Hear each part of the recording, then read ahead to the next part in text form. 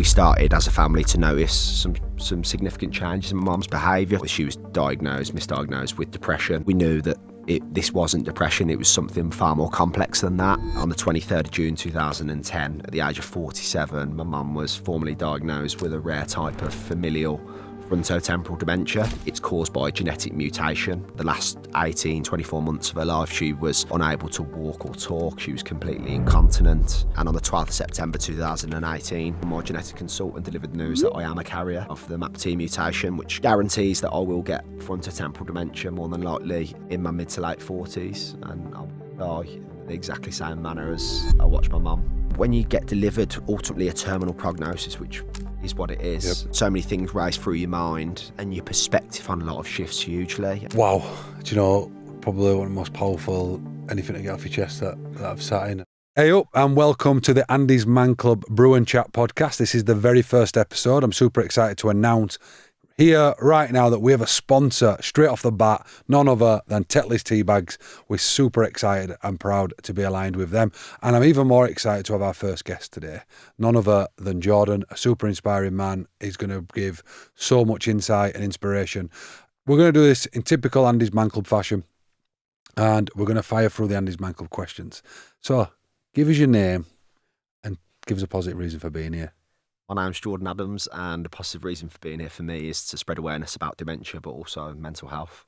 So ANDYSMANCLUB, we have like a series of questions that we go through. That's always first one, just to sort of give guys that little bit of validation when they go to a group and see that positive. And then we always fire straight in at how's your week been? Bit of a soft question, so we're not going straight into that deep stuff. And I thought it'd be really good just to hear how your week's been for our community, so I don't get called out as the facilitator of this, not the host, we'll call it the facilitator. I'll give you a little bit as well. So we always start with how's your week been. My week this week has been great. I don't ever really see any week as being bad as a whole. Just sort of probably stuff I've been through like yourself. You start to get a different perception on life. Moving house, which is going to be causing a lot of stress, which is great. My kids are all flying at the fitnesses. And on Saturday, which was the highlight of my week, was one of our guys, Luke Tetlow Cross, who started as a user, became a facilitator, now he's a staff member, a regional staff member, decided, and he's not a runner, so you'll love this, he's got all sorts of health conditions, but he wanted to do 40 runs as a non-runner before he was 40-year-old. So 40 runs before he was 40, and he did his 40th run in Halifax, where he's not from, but he wanted to come back to ANDYSMANCLUB started, and he hobbled around it, and we helped him, and a lot of our community turned up, and it was just really nice. And on the same day, my daughter, who was 11-year-old, went out and got her 5k PB. She smashed her 21:39 at 11-year-old on early course. So it was a really nice moment. She was buzzing, and the elation of him. But enough about me, Jordan. How's your week been? Yeah, my week's been good. It's funny you talk about moving house, because me and my wife just sold our first property this week, so we're on the lookout for our next home, which is exciting. But yeah, I've seen the last couple of weeks I've had a step back from social media and trying to prioritise spending time with family and training for my challenges that are coming up this year. So can relate to kind of locking in on my fitness goals and things like that for the year. So yeah, really excited to have this chat with you. But yeah, my week's been really positive, thank you. And I think you jumped back on social yesterday, didn't you? And you did quite an interesting thing about runfluencers. Tell us a bit about that. And what that message were about. Yeah, I think obviously I've only been kind of a creator in the social media space for kind of about 18 months now, properly kind of full time.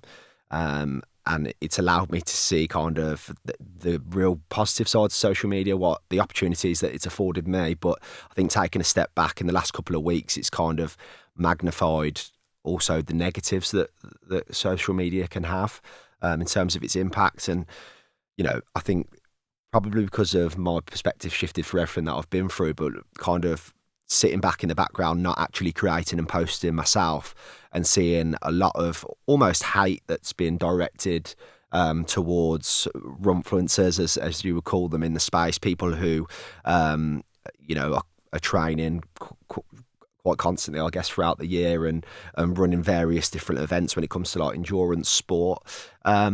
And they've had a lot of stick to do with the fact that there's a series of creators in the space that have had injuries, which a lot of people are saying is relating to kind of underfueling, overtraining, and spreading what they see as a kind of negative narrative in terms of the amount of races that they're committing to in a year. But it just doesn't sit well with me in terms of, I think we've become far too comfortable as kind of a society with kind of sharing our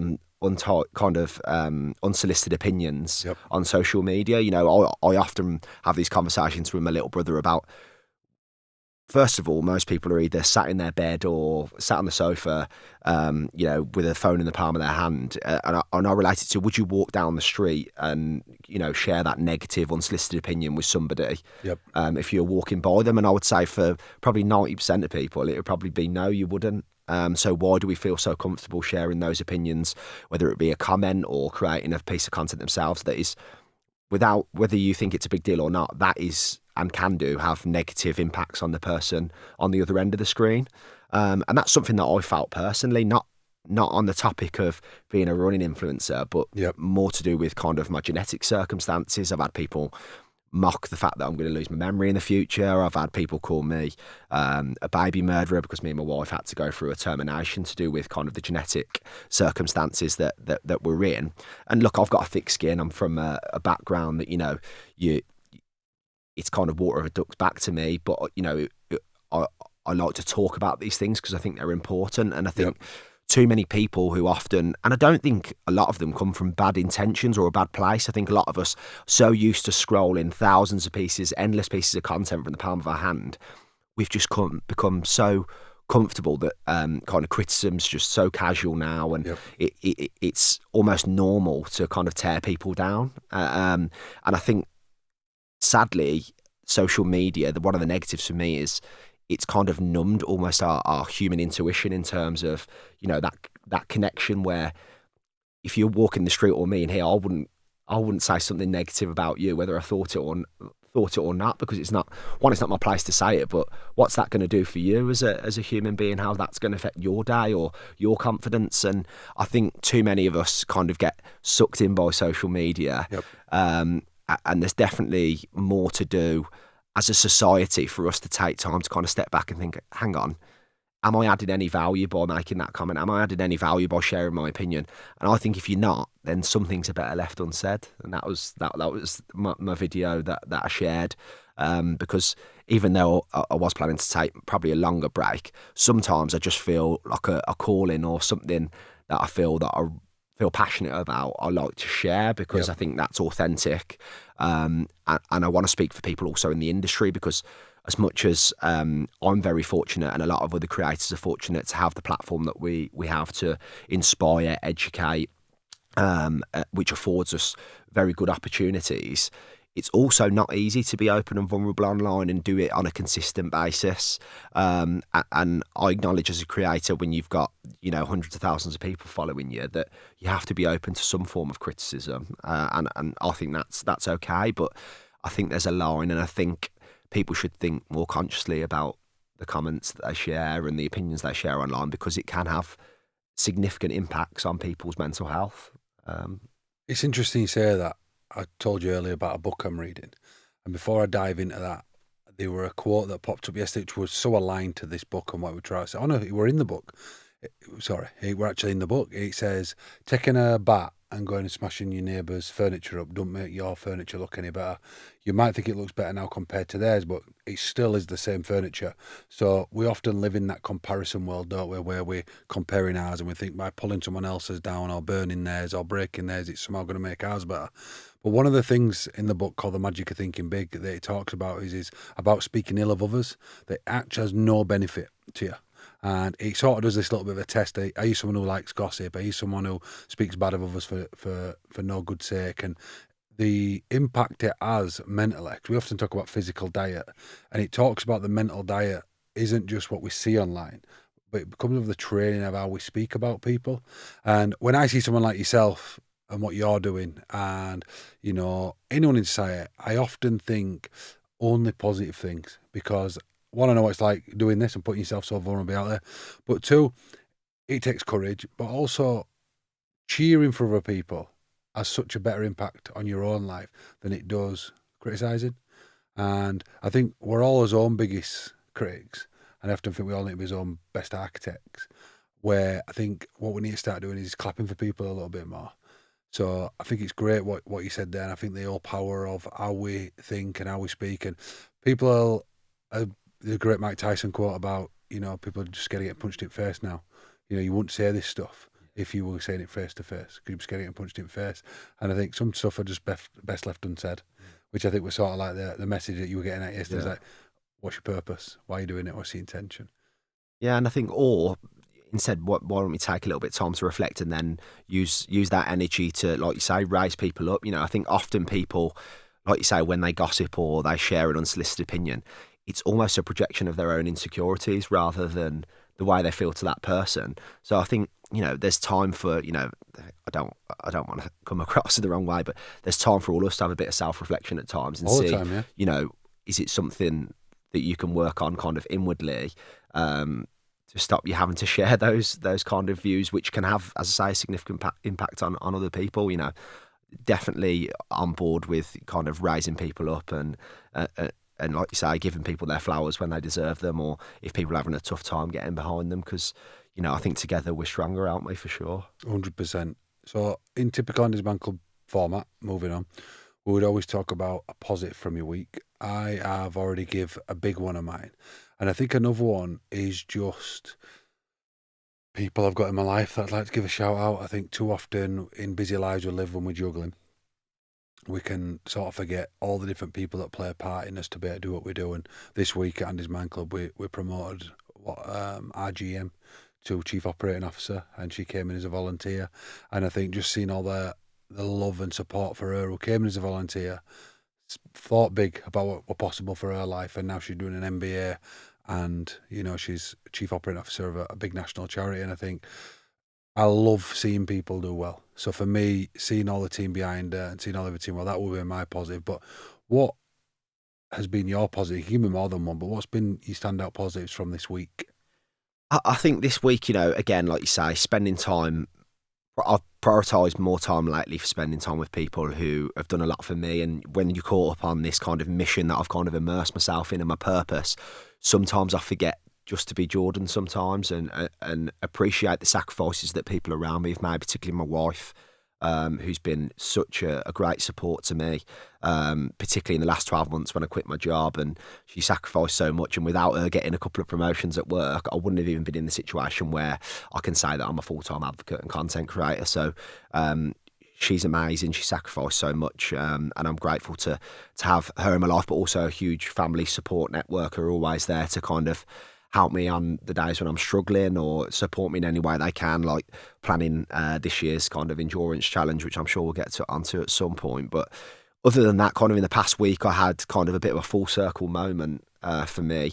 My journey with running kind of started back in 2020 after receiving my diagnosis 2 years previously. I decided that I wanted to get into running, and I got the opportunity to run the London Marathon for the first time.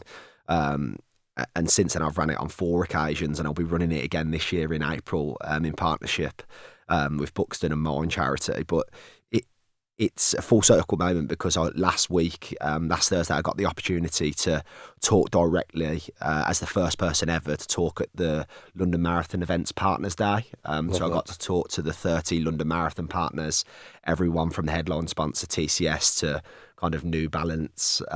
So just an incredible full circle moment for me to talk about my story, about my mission, and obviously stewing the story of so many people affected by dementia too, and basically making it clear to them that they through the partnership that they have with the London Marathon, they're able to have a huge impact on the dementia space and the wider mission that I'm on, and have a serious impact on people's lives in the future. And that was a huge moment for me, one that still feels quite surreal to have that opportunity. And I'm excited to see who we can partner with through the work that we're doing for our foundation in the future.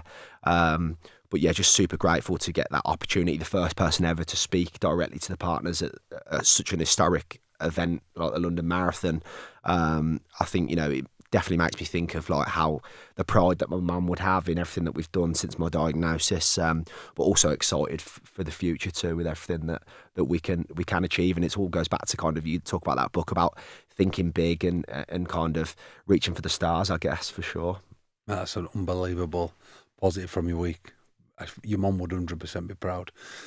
In this next question 3, anything to get off your chest. In Andy's Man Club fashion, you can pass the ball on at any point. I'm going to pass the ball straight to you on this one because I'm good. There's not to get off my chest, and I want to know about your story. And take us back to the beginning and tell our viewers and our listeners who Jordan really is and why you sat here today and where everything sort of started for you. Sure, yeah. I mean, the real reason I'm sat here today is because my mum, if I'm totally honest. But to take you back, I was brought up in a small working class town just south of Birmingham called Redditch. To two loving parents, my dad Glenn, mum Geraldine, who's from an Irish background, big Irish background. And my mum was one of these kind of vivacious characters, biggest supporter as our mum, kind of, always on time to pick you up from school, but would be at every kind of extracurricular activity. If it was a sports match or after school play, she'd be in the front row cheering you on and making sure that her presence was felt. But equally, she loved socialising with other mums, and she was a real kind of life and soul character. I always felt that, she always made her presence felt in any room that she was in, and, for instance, I always say to people, to give her kind of an insight into the type of person she was, she'd often kind of turn up to school to pick us up with kind of the latest Craig David or Usher album blaring out of the speakers of her Toyota RAV4, and we'd struggle to get her off the playground because she'd be nattering with other mums, and she used to dance around the kitchen with a tea towel on her head to Madonna and all sorts of things. She was a real life and soul character and just the most amazing mum. And I can talk on behalf of mine and my two siblings' kind of upbringing that we were afforded kind of every opportunity in life you could ever wish for, in terms of education, love, support, holidays. We had great memories from holidays growing up, and we were very fortunate. And I think when you have somebody like that in your family who is kind of the beating heart of it and so pivotal to everything that you do as a young boy, doesn't take long to kind of notice small but significant changes in their behaviour and their character. And around the period of kind of 2008, 2009, I'd have been around 13 years of age. And we started as a family to notice some significant changes in my mum's behaviour. So what I mean by that is mum had gone from being this life and soul character, very social, to being very socially withdrawn, no longer wanting to kind of do things with friends, going through extended periods of low mood. And her friends had also noticed that when she had spent time with them, that she was kind of repeating herself. There was some lapses in memory. There were just things that weren't quite adding up. And I remember around that period, my sister was 2 years older than me, Kennedy, got a call on one Saturday afternoon from my mum to say that she was sat outside school waiting for her and asked where she was. And obviously, for my mum to make a mistake like that, we'd never gone to school on weekends. For her to be somebody who was so on the ball for those kind of things, would never miss a beat in terms of picking us up, we knew something wasn't right. And we echoed that to my dad, particularly me and my sister being a little bit older than my brother. And I know at that time my dad had had similar concerns raised by my mum's friends. So he went on a journey through my mum's GP to start with to find out, what was going on with her health. And after kind of lots of back and forth to misdiagnosis, between the years of kind of 2008 and 2010, where to start with she was misdiagnosed with depression, which is quite common for cases of dementia. They're often misdiagnosed as depression, but we knew our mum that she was such a life and soul character, and I know she had recently lost her own dad, which had an effect on her kind of a mental health, but we knew that this wasn't depression, it was something far more complex than that. And again, after lots of different back and forth, various consultations, my dad was then given another misdiagnosis that my mum had a silent stroke, and it could be linked to that. But after a bit more digging, my dad had realised that my mum's mum, my nan, had actually died of something that at the time we thought was called Pick's disease, that we now know is basically another name for frontotemporal dementia. And after kind of even more consultations, my dad being really determined to get a diagnosis for my mum that was correct, on the 23rd of June 2010, at the age of 47, my mum was formally diagnosed with a rare type of familial frontotemporal dementia. So what I mean by familial is that it's caused by a genetic mutation, Right. and as a carrier of that genetic mutation, in our case, that mutation is called MAPT. You have a 99.9% chance that you will get dementia and symptoms of dementia. So for me, that means I've lost 12 relatives in total to the same type of familial dementia. All those relatives have got symptoms in their mid to late 40s and died within 6 to 10 years of diagnosis. So I remember that day really, really clearly, the 23rd of June 2010, because I'm a big football fan, grew up on it, love sport, and it was the 2010 South Africa World Cup, and I was in my penultimate year at high school, kind of a pivotal time when you're getting ready for your GCSEs as a teenager. And I remember going into school, and it was the last group game of the South Africa World Cup in England were playing. And I remember the game so well because we won 1-0. We were watching it with all of our kind of teachers and peers. And it was a great day. We won 1-0. And I remember the euphoria of that day. And then going home, weirdly, with my best friend's parents, which never happened before. And I thought, this is a bit strange. I wonder why my dad couldn't pick me up or my mum couldn't pick me up. And later that evening, my dad came to my best friend's doorstep, and they were both in floods of tears. And as an inquisitive teenager, I was kind of peeping around the door to see kind of what was going on, really confused. And later that evening, my dad pulled myself at the age of, I was 15, my older sister was 17, and my little brother was only 9, into the front room of our family home to tell us that mum was terminally ill, and that there was no treatment or cure, and that over the next 6 to 10 years, we were going to have to show my mum as much love, care, and compassion as possible. But ultimately, she was going to die, and So sorry. and yeah, incredibly difficult to kind of process that information as a young teenager. Even more so for my brother as a 9-year-old, who really, when he looks back now, he hasn't got any kind of memories of my mum being well and being his mum, which is really, really sad. But yeah, over the course of the next 6 to 10 years, my dad mainly so, but when my dad was out at work, and making sure that we had food on the table and bills were paid, that type of thing, I became my mum's primary carer whilst he was at work. And, as a 15-year-old, that started with basically stopping my mum, basically making my mum feel safe in the family home when she was starting to become confused, didn't know where she was. Stopping her from kind of climbing out of windows and doors to either go wandering off, or at a stage where her licence had been revoked, climbing into one of the cars and driving when it was unsafe for her to do so. And then her symptoms over time deteriorated to a point where kind of the last 18, 24 months of her life, she was unable to walk or talk. She was completely incontinent. And for the last kind of 6 to 12 months of her life, she spent 24 hours a day in a hospital bed in the front room of our home, being fed through a peg. So incredibly difficult. And, my roles went from kind of feeding and watering her to physically manhandling her before she got into the state where she was in a hospital bed, to taking her to the toilet, cleaning her up when she became incontinent, picking her up in and out of the bath as a young teenager. And basically, giving my mum the care that she deserved. It's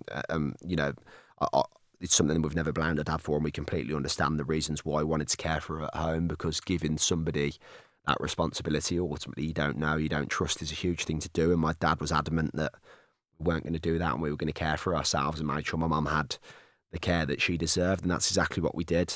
In the 6-year period between her diagnosis until she died on Monday the 14th of March 2016, at the age of 52, in the same room that my dad 6 years previous had told us 3 kids that mum was terminally ill. She passed away peacefully. And I remember that night very clearly myself. I took my brother to his youth team football game, turned up on the drive, and literally before I could even kind of shut the car door, I saw my sister in floods of tears with the door open, and just had that gut feeling inside that mum had passed over. And I remember going to see her, in the front room, and obviously passed away. And, just a weird feeling, having, devoted kind of our lives to making sure that she was okay, but watching her slowly become further and further away from the person that was my amazing mum to somebody who was basically just existing, was extremely cruel. And if I'm totally honest, I think there was even though there was a lot of upset and devastation that she's no longer with us, there was almost that relief that we're out of that pain. Yeah, was out of that state that she was in. So, yeah, an extremely difficult thing. But then, that's a hell of a lot for 3 kids to go through, a partner. My dad loved my mum so much and still does to this day, and we feel that still, the pain and the grief that you go through. But what makes our kind of story even more cruel and rare is the fact that because of the familial cause and the genetic cause, we each as mum's children had a 50% chance of inheriting that genetic mutation. And my sister being so like my mum in physical appearance, those strong Irish traits, dark curly hair, blue eyes, freckles, pale skin, she was kind of adamant, convinced herself that she was going to share the same fate. And she went on this real pioneering journey and brave journey of my sister, I have to say, to want to know and get that genetic testing. And having consulted my mum's Irish family to get to a point where she could have genetic testing in early spring 2018, we as a family had the first bit of good news we'd had for basically a decade, that my sister was not a carrier. So she has the same chance of any listener watching this of getting a case of Alzheimer's or dementia, but she categorically won't get the familial type that's completely devastated our family. And it's important to mention at this time, I was an angry teenager, heavily leaning on alcohol as a crux to get by and deal with my circumstances, and expressing my injustice towards my circumstances and everything I've been through by going out on weekends, being reckless with my behaviour, getting into fights, getting into antisocial behaviour, whether that be with the police or bouncers, all sorts of things. And not because I was tough, I was, the skinniest kind of One Direction looking kid you'll ever see in your life by that stage. But I just had so much anger pent up inside me and had no real way to express it other than playing football on the weekends and then going out with my friends who, at the time, I felt like from that period of time, even at school, I couldn't share what I was going through with them because none of them could relate to what I was going through. At that period of time when my mum had a diagnosis, for most people, the most important thing on their minds was what they were going to do, whether they were going to go to sixth form, college, how they were going to do in their GCSEs. And I just had no care in the world by that stage. I was quite academic, but I just had no interest. I couldn't wait to get out of school. And as I say, I was an angry person at this point. But when my sister got this kind of life-changing result and I saw what it gave her because she'd been with her partner for so long and I knew her aspirations to want to have a family of her own, it was almost like this golden ticket that was like fluttering in front of me. And I thought, wow, this could change my life. I need to know. I need to know. And I latched onto that, and over a period of the next kind of 3 or 4 months, I went through the genetic testing process myself. And on the 12th of September 2018, Birmingham Women's Hospital, my genetic consultant delivered the news that I am a carrier of the MAPT mutation, which guarantees that I will get frontotemporal dementia more than likely in my mid to late 40s, and I'm going to die in the exactly same manner as I watched my mum go through with FTD. So it's a weird one to express to people, but when you get delivered ultimately a terminal prognosis, which is what it is, so many things race through your mind and your perspective on a lot of shifts hugely. But in that moment when I was given my diagnosis, apart from obviously the upset and devastation that I felt and the tears and everything, there was a huge feeling of relief as well, because I'd lived with the kind of cloud of uncertainty hanging over me for such a period that it was making my life spiral out of control, with depression, leaning into alcohol, being aggressive, all these things that were making me not live any sort of life to be proud of, not one that certainly my mum would have wanted me to live. And at least this result gave me the knowledge, which in turn gave me the power to make decisions for the future and really take control of my life again, I felt. Even though there's no treatment and there's no cure, I knew that sitting in that consultant's room, I asked my consultant one question that day, and I said, what can I do as a positive? What positive thing can I do in this situation to have some sort of impact to deal with this, but also to have a positive impact in the wider dementia space?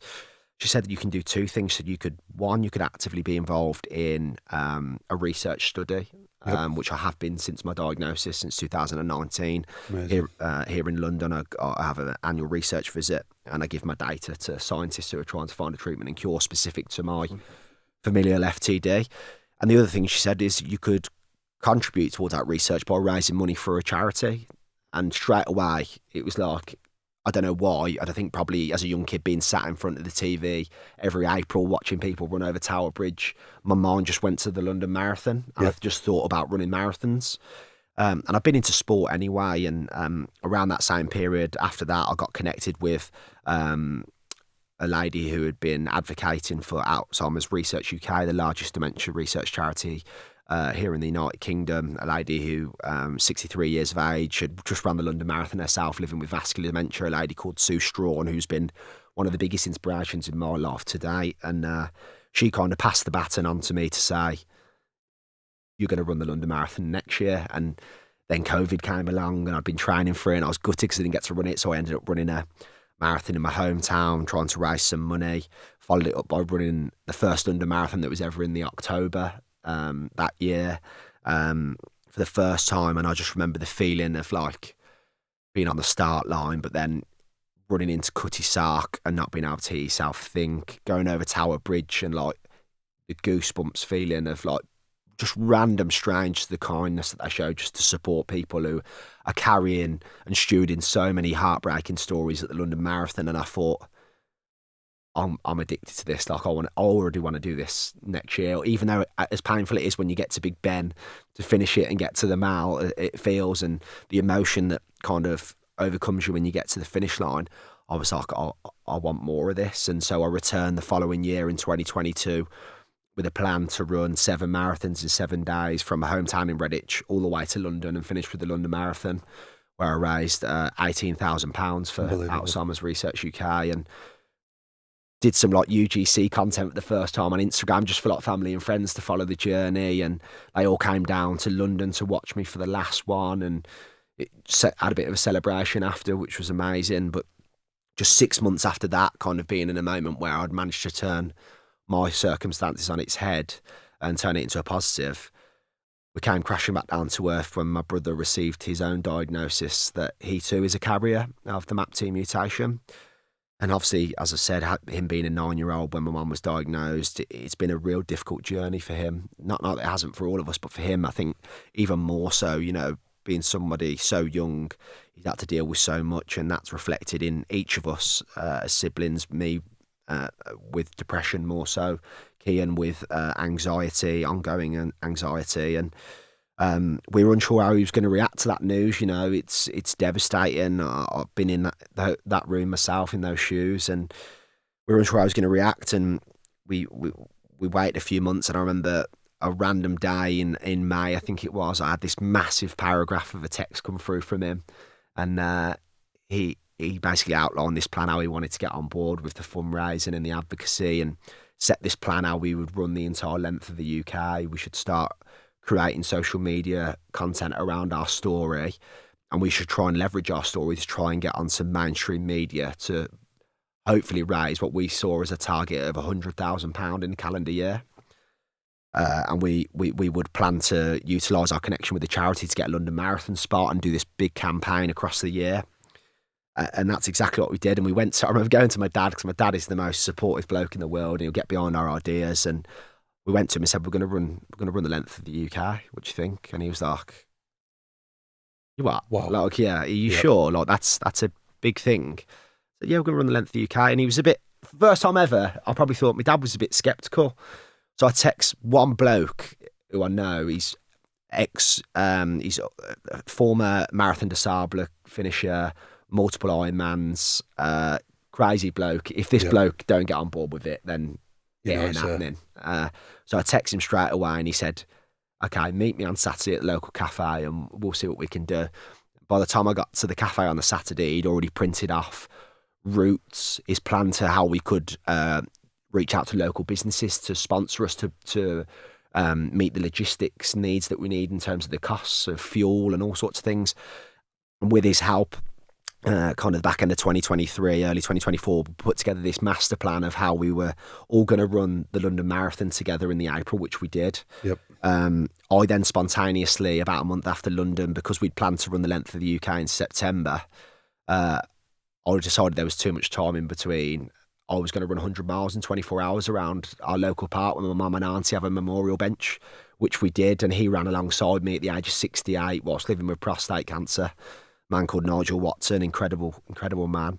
And then from there, on the 1st of September 2024, we started our 903 mile, 31-day ultra run from John O'Groats to Land's End, featuring on BBC Breakfast 4 times, creating daily social media content, and ended up raising over £250,000 in a calendar year. Magic of thinking big. And yeah, thinking big. And we were so fortunate, and I still say it to this day, that it started with putting our story out locally, and the local community really got behind us. We had people give us £200 for sponsorship per day, so they could just have their logo on the front of our T-shirts. And we had a company, Thorlux Lighting, who sponsored the provision of our camper vans and some hotel stays throughout the trip and all the fuel. Yep. And then we had another company in Redditch who basically paid for a refrigerated van stocked fully with food for the entirety of the trip, so we didn't have to worry about fueling ourselves and things like that. And we were just given so much generosity and kindness that enabled us to go and achieve that still something that I look back on now and I still talk about as we grow this community that we've been lucky to on a social media scale, that we'll forever be grateful for people's support ongoingly, because it has afforded us so many opportunities and it is having such a wider impact on so many lives that people, you can't understand that even the scale that we've got to now. It's quite remarkable. And out the back of that, I remember finishing on the 1st of October, getting to Land's End and having ran the length of the UK. What an incredible achievement. But I got back from it about a week later, and the thought of going back to work as a decorator, and not because I hated my job. I loved working with my dad and my uncle, but I just felt like I had a bigger calling, and that I remember being really emotional about it and feeling lost, feeling like a lost soul. And I just had conversations with my wife about it, and I just said, I need to do this like full time. This is my calling. This is what I'm meant to do. This is my mission.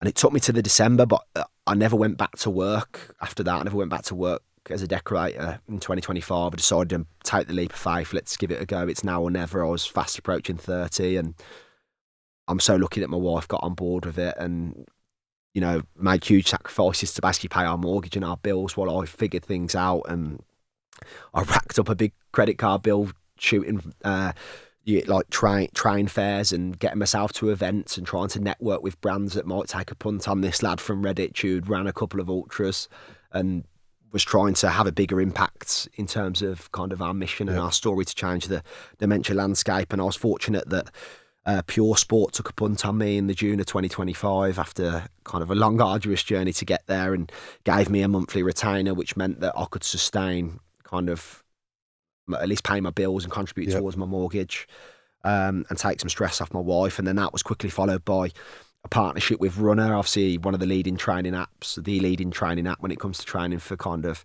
running events. And it was like, wow, this is happening, this is coming into place. And it enabled me to continue to put out social media content for people who are affected by dementia, people with lived experience, and be able to be a voice for them, people who don't feel that they're in a situation or are able to advocate for things that we need more of in the dementia space. You know, people living with dementia and those caring for them often feel unsupported, isolated, unseen, and we want to be the voice for those people and create a better network so they have resources and things to lean on and a community to lean on in those spaces, even if the support's not there, kind of from a government aspect or whatever it is, that they've got a community that understands the way that they're feeling. And that's what we're trying to provide. So in the August of last year, myself and my brother incorporated our own foundation, the FTD Brothers Foundation, and I've been concentrating on kind of building, scaling that whilst still creating stuff from a social media aspect. And yeah, we're currently working on the branding for the foundation. I've got this huge plan this year where my latest challenge is I'm going to be running the London Marathon for the 5th time, very fortunately, with a 25 kilogram fridge on my back. That's insane. To represent the weight and the burden that I've carried over a period of time, but also to get people's eyes watching us to say, oh, Why is What's he that running about? with a fridge? What's that all about? And get people talking about dementia and mental health and the mission that we're on. As that night after I finish the London Marathon, I'll be catching a train to Stansted, where I'll be getting a flight to Belfast to run another 32 consecutive marathons in every county in my mum's native home of Ireland, where we'll be raising money, 50% for our foundation, but also for the Alzheimer's Society of Ireland, to give back to Unbelievable.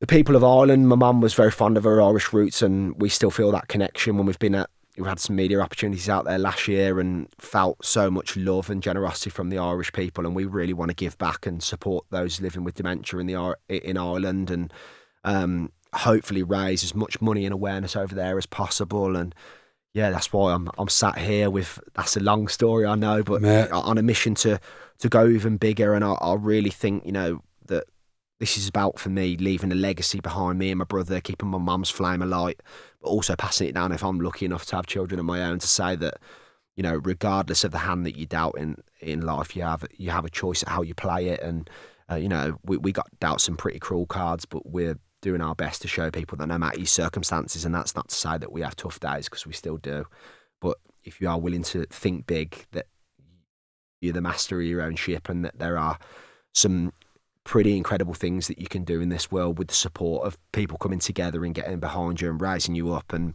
we've really felt that, and I have no doubt that over the next, hopefully, decade, and hopefully if science gives us longer than that, it'd be fantastic, that we're actively going to contribute to positively impacting millions of people's lives, not just here in the UK and Ireland, but all over the globe, when it comes to living with dementia and everything that it entails in terms of the rippling effects that families feel, and what a legacy it would be that one day, even if we're not here, that people can say that those two boys from Redditch, actively contributed to finding a cure or a treatment for millions of people, that gives people more life and a better quality of life, as well as, contributing to a better support network and services for people struggling with dementia. So yeah, that's the mission that I'm on. Mate, wow. Do you know, probably one of the most powerful anything to get off your chest that I've sat in. I think I didn't want to interrupt you at any point, because I'm just blown away by everything that you've been through, and I think you've just give so much hope and shone a massive light on dementia. I think you touched on mental health a lot in there, because I can only imagine that the grief that you went through as a teenager, that why you went for that rebellion stage, and then going through that traumatic diagnosis.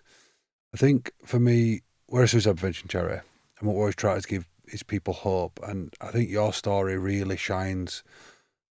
Some people might not see it like, but a light on hope, on that you have been given this horrendous diagnosis, but rather than just sitting around waiting for it to come and catch you, you've said, I'm going to hit life head on. I'm going to take the bull by the horns, and I'm going to try and help as many people feel supported that maybe my mum didn't feel or other people didn't feel. So I guess what ultimately is the mission now? Like, and what have you learnt from getting a terminal diagnosis? Like, what is the main lesson of life for you now? Sure, I think life is a lesson in its totality, but I think perspective shifts hugely when you have a diagnosis like mine. And for me, I'm all about people and places outside of my mission, and spending time with people you care about most, seeing the world, experiencing new things, saying yes to as many things as you can, that kind of thing. But yeah, it's a difficult one to explain to people, because my mission used to be set on, once my brother got involved, particularly around this kind of monetary figure. We've got this idea of we wanted to raise £1 million before we die of dementia. But I focus less now on that. It's more about when I see the impact that we've had in terms of, I have people message me on a daily basis either saying thank you for making me feel seen, or they ask for some advice, and we try to communicate as much as that as possible and help people, real people living with real struggles relating to dementia, or giving people advice on where they can get genetic testing if they're affected by a familial type of dementia. And like, for me, that's far bigger, and creating this community that feel understood and seen, because creating something basically that 15-year-old me didn't have, and 9-year-old Kian didn't have, and ultimately as a family we probably didn't have, in terms of the services and support in our local community and beyond. And yeah, creating a space by basically I'm building an app at the moment that will bring together that community, will bring resources, education, community will be able to connect with one another on that app as well, all under one roof where they feel safe, they feel supported, they feel like they can ask questions that they might not be able to ask in the environment that they're already in, or where they feel isolated. And yeah, it's more about building that community and building that Togetherness. that togetherness and that place where people feel seen and understood rather than a monetary target. You know, as much as it would be great to say we've raised X amount of pounds, I'd rather say, well, look how many people's lives we've possibly impacted, and that's the mission for sure. So, in terms of life now, and away from the mission, away from everything, how do you view life? Because obviously, we are all going to die.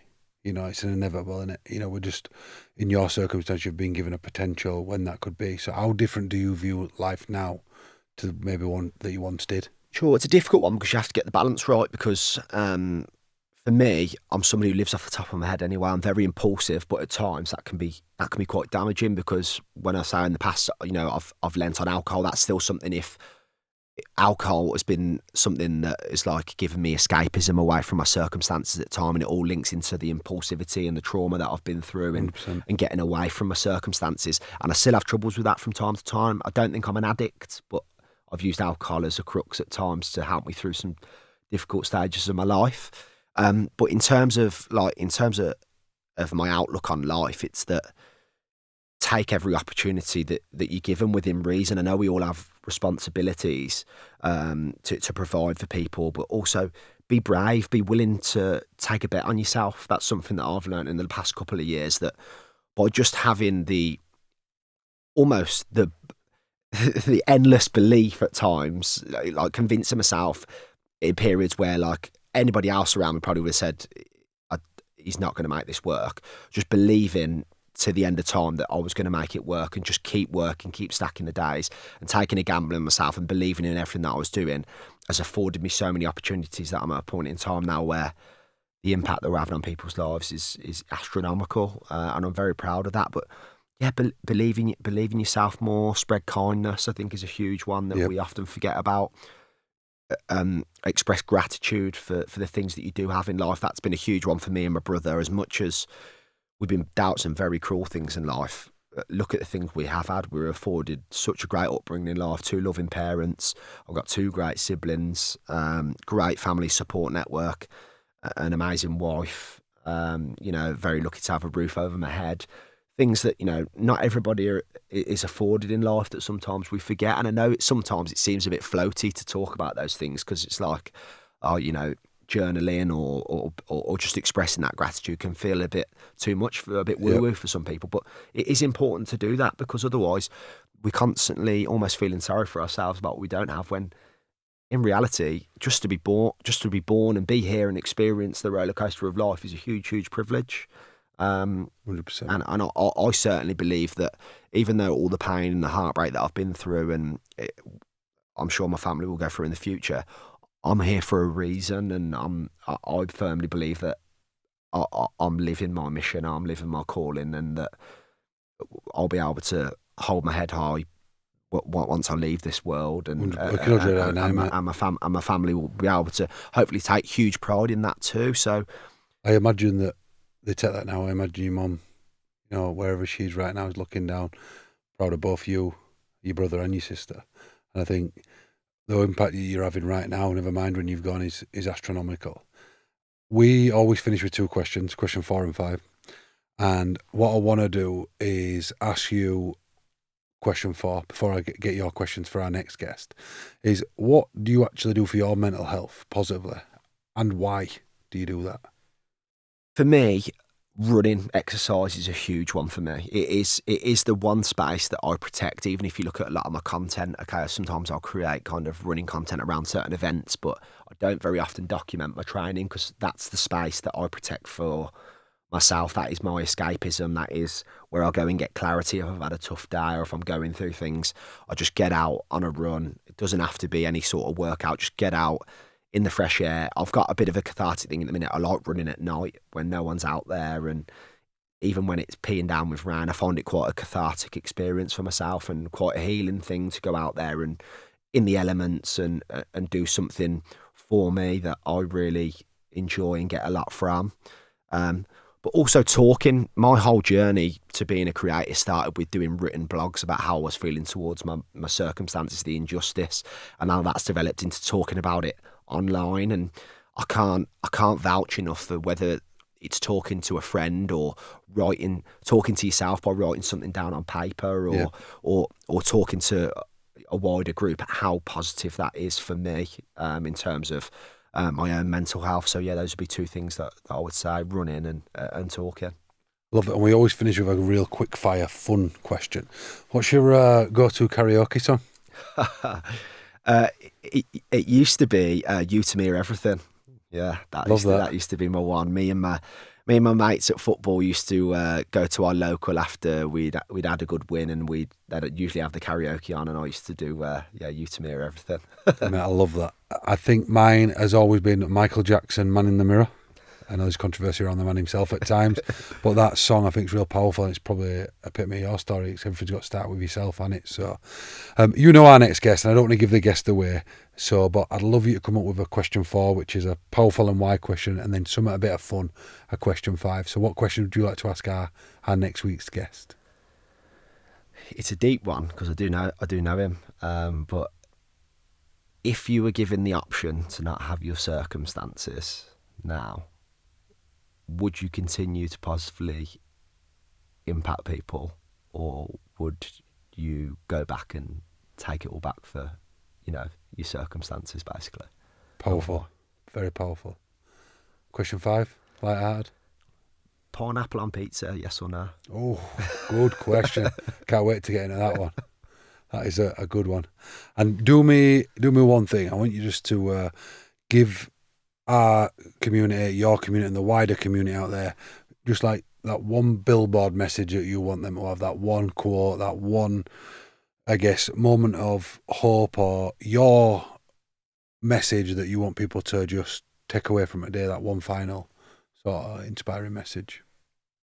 Life's incredibly short. Live fully, fill it with love, and just remember that no matter how low you feel at this moment in time, if you're going through something, there is so much joy and love to be felt in this life if you're willing to think big and chase your dreams, back yourself.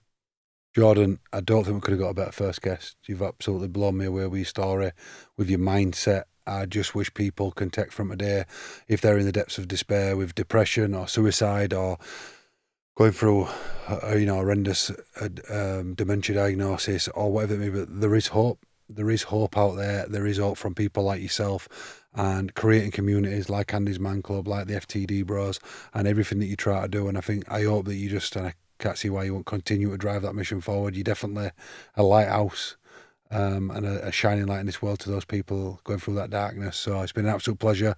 I would love to get you back on to hear about the 30 marathons, all round 30 marathons. 33 marathons. That's it, Yeah, all round Ireland, and we'd love to get you back on to follow your journey and keep shining a light on dementia, because mental health affects guys in all different ways, and as you've seen, this is probably one of the first times I've heard of anything like this, and I just hope that people take the hope away, and I'm sure you'll have had a lasting impact on many people. Thank you, Matt. I honestly really appreciate the opportunity to talk, and yeah, pleasure's all mine. Thanks for joining for a Brew Chat. Oh, man.